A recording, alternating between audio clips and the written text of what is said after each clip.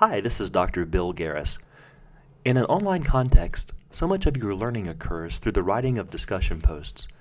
Therefore, I thought it'd be very helpful to cover how to write a darn good discussion post, at least so far as this class is concerned. A good discussion post includes 4 different ingredients, which we will talk about in turn. The first ingredient is to concretely summarize a primary source. Now, by primary source, we're talking about a first-hand, direct experiment or survey or some kind of research that is conducted by a researcher. This contrasts with secondary sources, which are reports of research maybe done in a web blog or maybe by a reporter from Time magazine or something. We want to go right to the source of the information, a primary source. It's important to concretely summarize that source. Don't just drop a name in. Describe how the research was done. This will benefit your learning and help the class to learn that much more as well. Important elements to include would be who was the research actually conducted on, how was the research conducted, and what was learned in the research. Again, summarize the research. Don't only go to the author's literature review section and somehow try to finagle their description of someone else's research or some element that's very peripheral. What did the researchers find? After you have summarized the research, it is important to cite it. The citation refers to the description of the author that occurs within the text and in parentheses. You can see this here in this slide.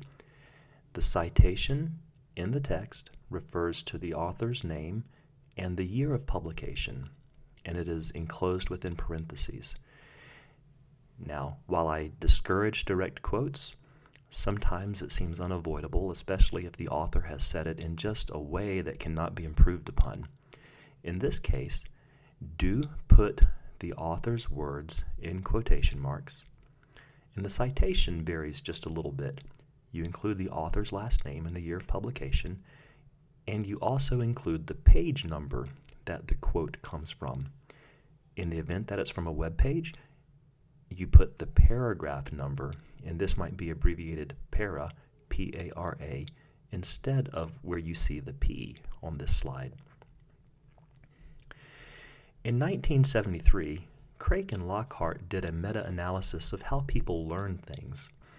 And what they found was that people learn things very well when they apply the information to themselves.